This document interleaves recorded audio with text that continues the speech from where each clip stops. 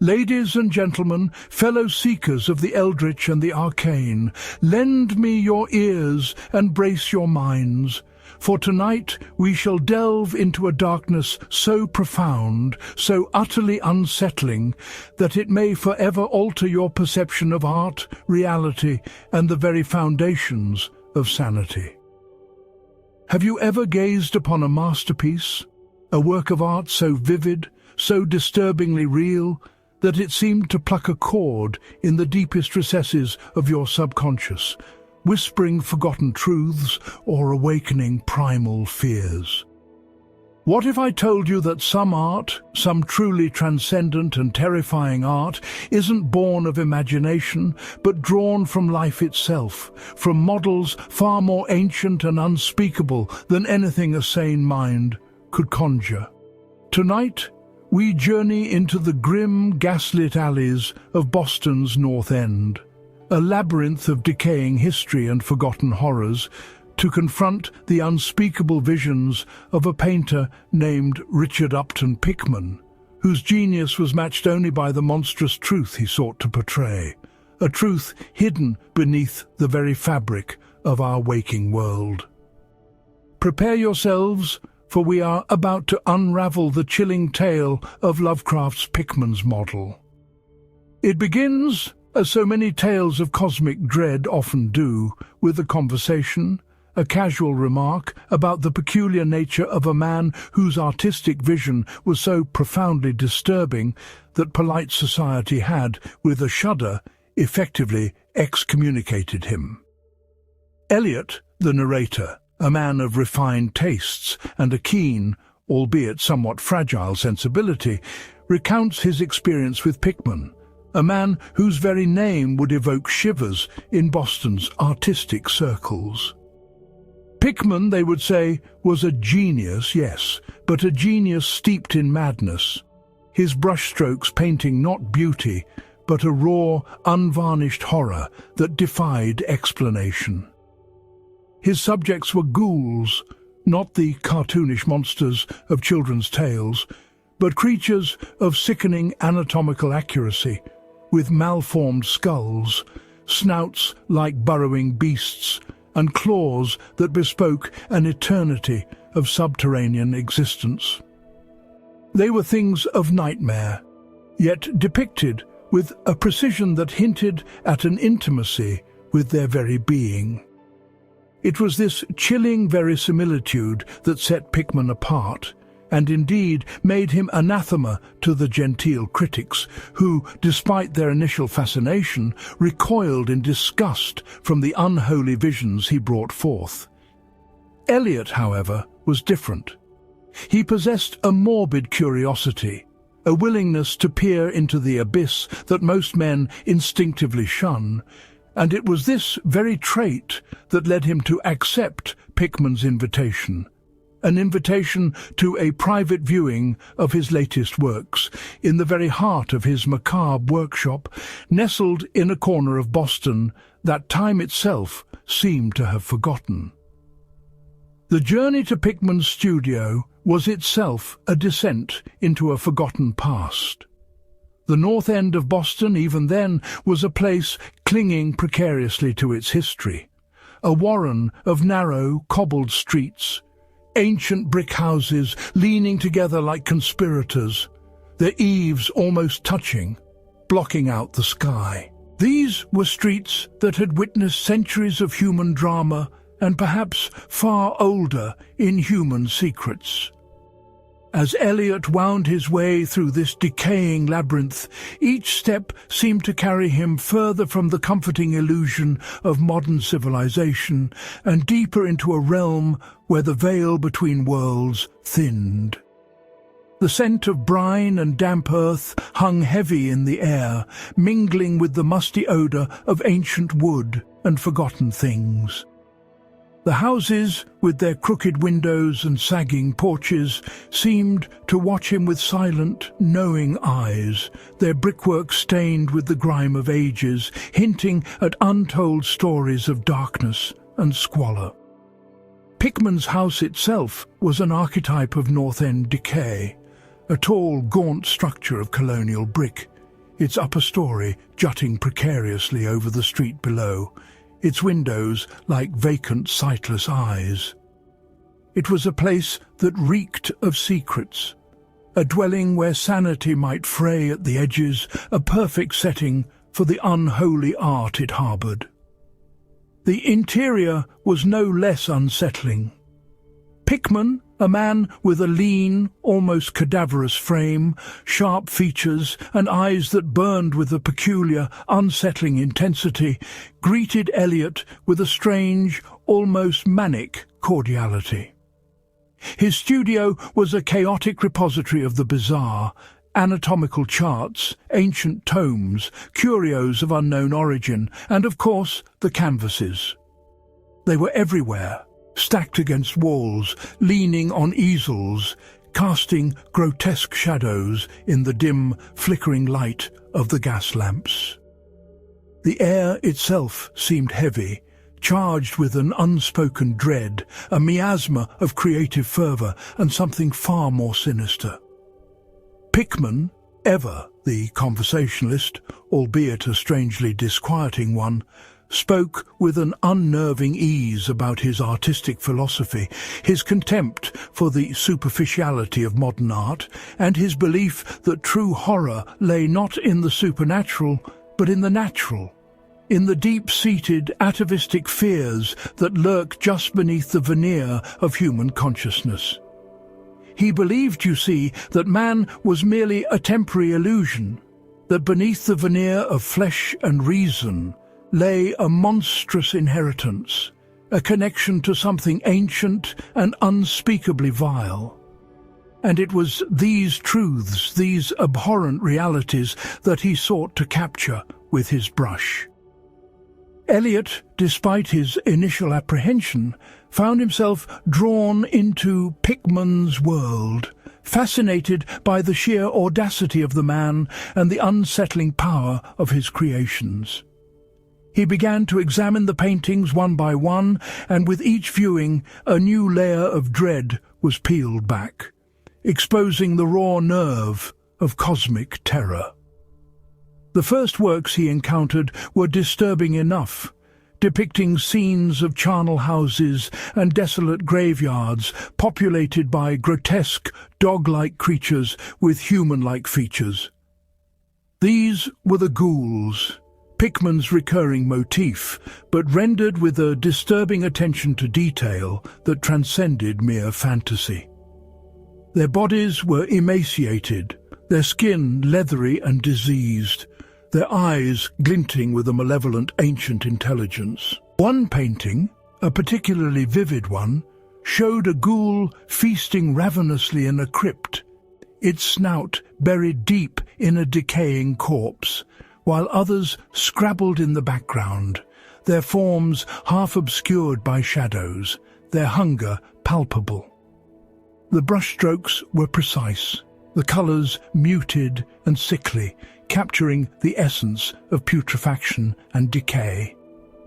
Elliot noted the disturbing realism of the musculature, the disturbing texture of the skin, the very wetness of the ghoul's muzzle. It was not merely imagined, it was observed. As they moved deeper into the studio, the paintings grew progressively more disturbing, pushing the boundaries of what Elliot believed was artistically possible, or indeed ethically permissible. There were scenes of ghouls tunneling beneath the city, their subterranean burrows depicted with a horrifying architectural accuracy, hinting at vast unseen networks beneath the very foundations of human civilization. One canvas portrayed a ghoul giving birth to a litter of squirming, pallid offspring, their eyes already burning with malevolence, a sickening parody of natural procreation. Another depicted a ghoul with its head half-severed yet still alive, its eyes fixed in an expression of agony and defiance, suggesting a resilience, an unnatural vitality that transcended mortal wounds. The detail was sickeningly precise, the exposed bone and gristle rendered with a visceral realism that made Elliot's stomach churn. These were not caricatures, not symbolic representations. They were portraits, anatomical studies of a monstrous species that lived and breathed, albeit in the shadowed corners of reality. The sheer audacity of Pickman's vision was almost overwhelming. He spoke casually of his contempt for artists who painted prettiness, who shied away from the true ugly nature of existence. He argued that horror was the ultimate truth, that the universe was not a benevolent design, but a chaotic, uncaring void, teeming with entities far older and more terrible than humanity could ever comprehend. His ghouls, he insisted, were not creatures of folklore, but beings of flesh and blood, or something akin to it, existing in a parallel dimension, or perhaps a subterranean layer of our own world, occasionally glimpsed by those with the courage or madness to seek them out. Eliot, though deeply disturbed, found himself strangely compelled by Pickman's conviction, a conviction that resonated with an unspoken dread he had always carried. The paintings were undeniably evil, yet undeniably masterful, revealing a technical skill that was beyond question. But the source of this skill, the depth of this realism, began to gnaw at him. How could a man invent such anatomically precise, physiologically convincing horrors? How could he capture the very essence of their malevolence, their ancient hunger, their bestial intelligence, without having witnessed it himself? Then came the pièce de résistance, the painting that pushed Eliot beyond the brink of mere disgust and into the icy grip of absolute terror. It was a larger canvas, set apart from the others, illuminated by a single focused gas lamp, casting long, dancing shadows that seemed to imbue the scene with an unholy life.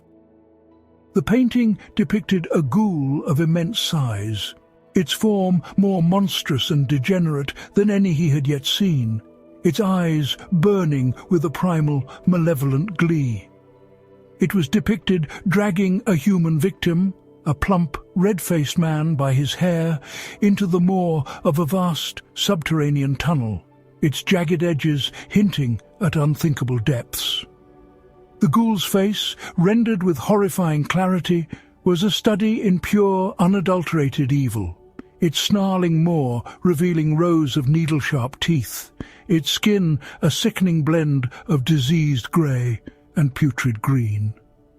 But it was the human victim that truly unnerved Eliot. The man was clearly an Irishman, his features distinct, his expression a mask of absolute terror and agony. There was no ambiguity in his identity.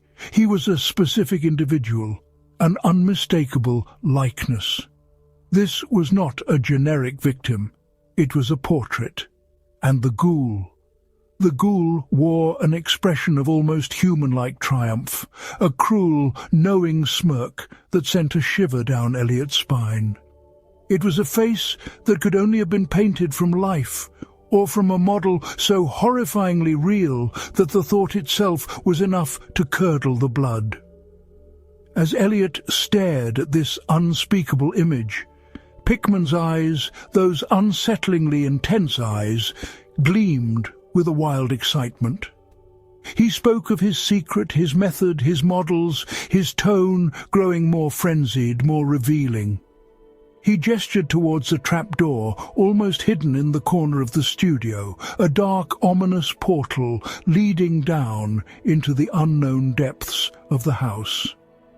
He revealed that he had a private gallery, a special collection of his most potent works, down in the cellar, a place where he could work undisturbed, a place where his models felt more at home. Eliot, despite every rational instinct screaming at him to flee, found himself unable to resist. A morbid fascination, a desperate need to understand the source of such profound evil, propelled him forward. With a sickening lurch, the trapdoor was opened, revealing a gaping black maw, a staircase leading down into palpable darkness, reeking of damp earth, decay, and something else, something metallic and utterly foul. The descent was agonizing. Each step creaked beneath their weight, sending echoes into the Stygian blackness below. The air grew colder, heavier, laden with an unnameable dread. Pickman, however, seemed invigorated, his voice vibrant, almost cheerful, as he led the way, illuminating their path with a single lantern. The cellar was vast, far larger than Elliot had anticipated, a labyrinth of ancient foundations, crumbling walls, and damp, earthen floors. It was a true subterranean realm, a place where the city above seemed to melt away, replaced by an older, more primal darkness. And there, arranged haphazardly on crude wooden easels, were more paintings. These were even more disturbing, more visceral than those upstairs. They depicted ghouls in various states of repose and action, their forms more pronounced, their expressions more terrifying. There was one ghoul in particular, a hideous matriarch, nursing its monstrous young, its leathery breast distended, its eyes glowing with an ancient malevolent maternal instinct. The realism was absolute, unflinching, sickening. Then, the moment of truth. Pickman, his face alight with a feverish glee, pointed to a canvas half-finished, depicting a ghoul tearing at something formless and indistinct in the shadows. He spoke of his model, his inspiration, the source of his profound realism. He said with an unnerving casualness that sometimes his models were quite animated, requiring certain precautions. As he spoke, a rustling sound emanated from the darkest corner of the cellar, a faint, unsettling scrabbling. Pickman, seemingly unfazed, reached into his pocket, pulling out something small and flat. It was a photograph, an old faded snapshot. He handed it to Elliot, a triumphant smirk playing on his lips, urging him to look, to see the source of his genius. Elliot took the photograph, his hand trembling, his heart pounding a frantic rhythm against his ribs. He brought it closer to the lantern light, and then the world fractured. The photograph depicted not a man, not a prop, but a creature, a ghoul in horrifying detail, almost identical to the creatures in Pickman's paintings, with its leathery snout, its bulbous eyes, its sharp claws.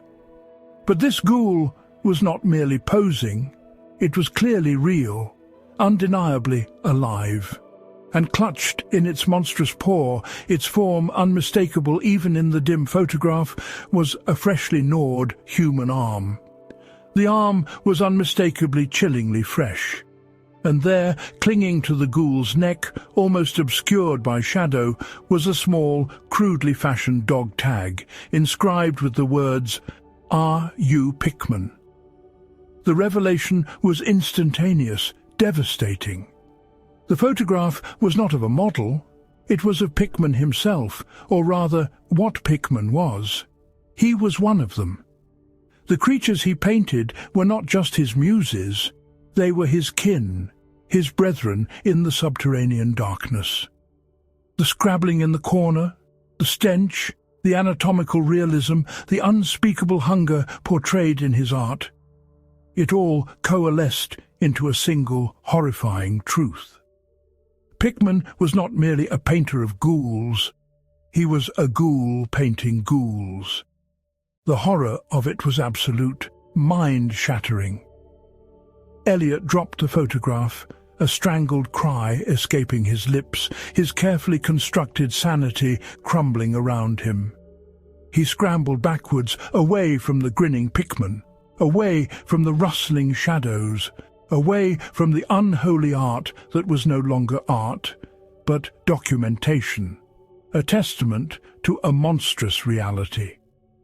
He fled, scrambling up the stairs, bursting through the trapdoor, leaving Pickman and his monstrous truth behind in the suffocating darkness of the cellar. He did not look back, did not pause until he was out in the relative safety of the cold night air of the North End, his lungs burning, his mind reeling.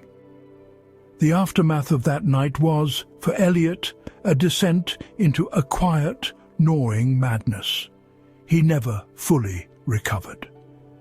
The memory of the paintings, the scent of the cellar, the horrifying truth of the photograph, it all festered in his mind like a virulent disease. He tried to speak of it, to explain. But how does one explain the existence of subterranean ghouls, of an artist who is his subject to a world steeped in rational comfort? His attempts were met with polite skepticism, with pity, with averted gazes. He was seen as a man who had finally succumbed to the disturbing influence of Pickman's art, his mind warped by the grotesque. But Eliot knew the truth, a truth so profound and so terrifying that it had severed his connection to the mundane world. He carried the photograph, the single piece of irrefutable evidence, but even that, when viewed in the cold light of day, seemed to shift and blur, its horror so immense that it defied easy assimilation. He never showed it to anyone, fearing not just disbelief, but the very real possibility that its exposure might inflict upon another the same psychic wound he bore. Pickman's model is more than just a horror story. It is a chilling philosophical treatise on the nature of art, truth, and the thin veneer of reality that separates us from an older, more monstrous world. Lovecraft, with his inimitable genius, crafted a narrative that explores the idea that true art, in its purest, most unsettling form, doesn't invent, it reveals. Pickman's art was so effective, so unnervingly realistic, precisely because it was not imagination, but observation. His ghouls were not figments of a diseased mind, but living, breathing, subterranean entities, creatures that existed in the forgotten spaces beneath our feet, feasting on the dead, mocking our fleeting existence. The story challenges our comfortable assumptions about the world, forcing us to confront the possibility that humanity is not the dominant species, nor even the sole intelligent life form on this planet. There are things older than us, things that lurk in the darkness, things that have adapted to a subterranean existence, waiting, perhaps, for their moment to reclaim the surface world. The theme of monsters beneath the city is a recurring motif in Lovecraft's work, but rarely is it depicted with such visceral, unholy intimacy as in Pickman's model. The very idea that beneath the bustling, cultured streets of Boston, a city steeped in colonial history and intellectual pursuits, lies a hidden world of ancient, flesh-eating horrors is profoundly disturbing.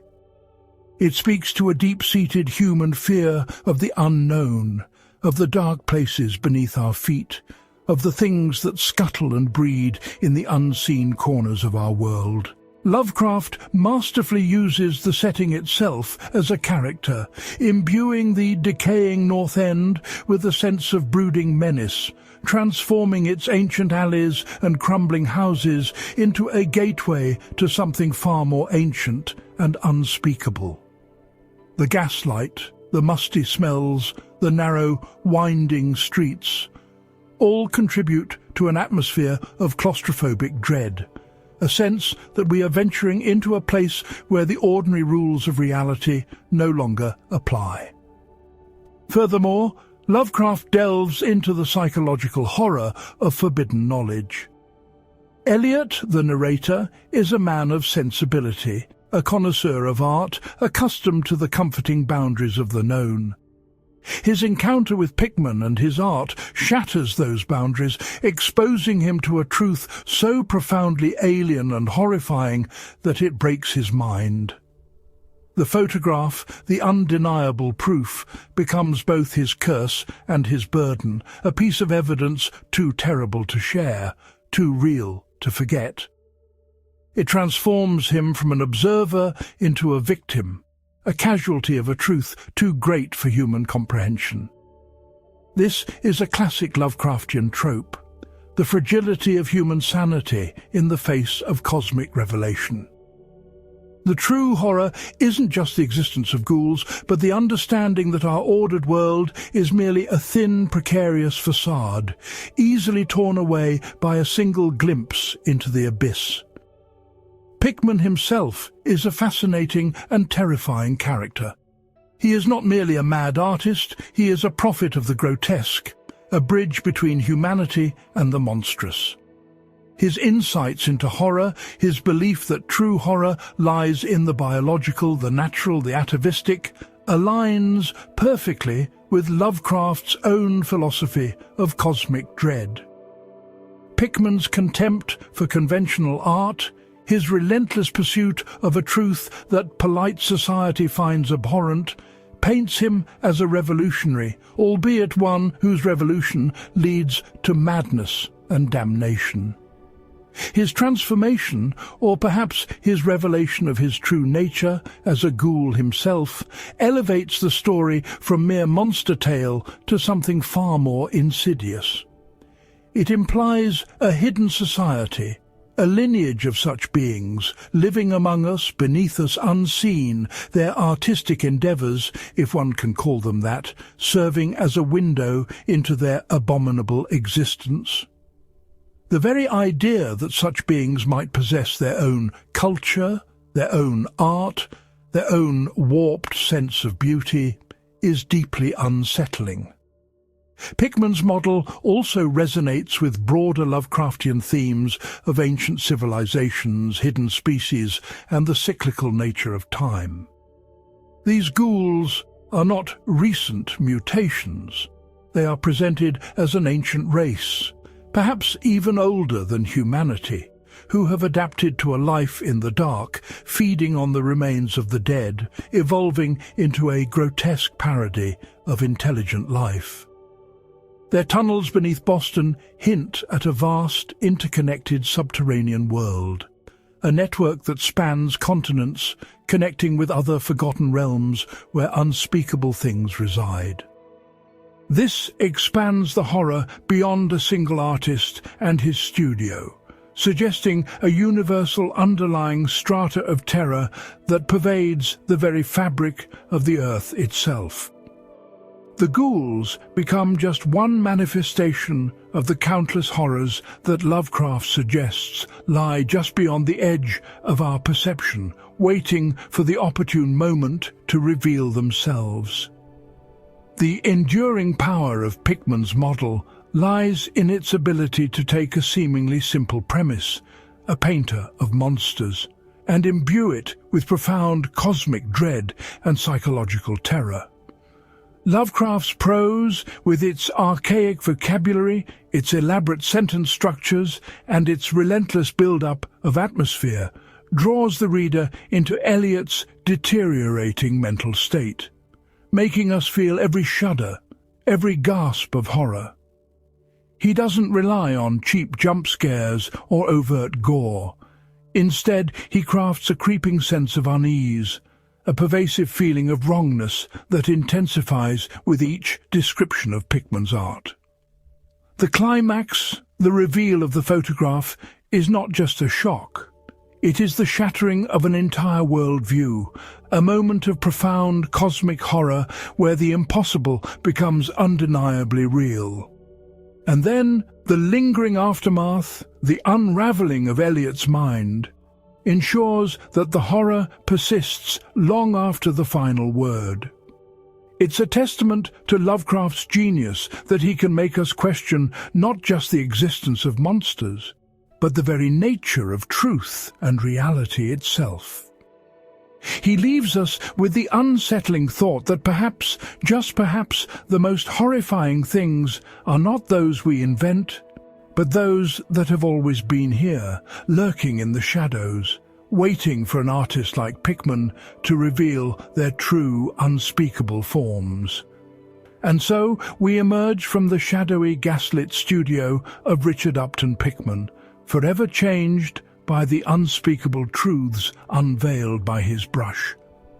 The chilling realization that art can be a window into a reality far more terrifying than any dream, that beneath our cities lie horrors we dare not imagine, and that sanity itself is a fragile construct in the face of cosmic revelation, lingers like the stench of charnel earth. If this journey into the unsettling depths of Lovecraft's imagination has piqued your morbid curiosity, if it has sent a shiver down your spine and awakened a taste for the eldritch, then I urge you to like this video, to signal your appreciation for the dark beauty of these forgotten tales, and to subscribe for more Lovecraft videos, for there are countless other horrors awaiting our exploration in the shadowed corners of his grim universe. Join our growing legion of those who dare to peer into the abyss, for there is much more to uncover, more blasphemous texts to decipher, and more ancient gods to fear. Until next time, keep your lights burning bright, and pray that the shadows beneath your own city remain undisturbed.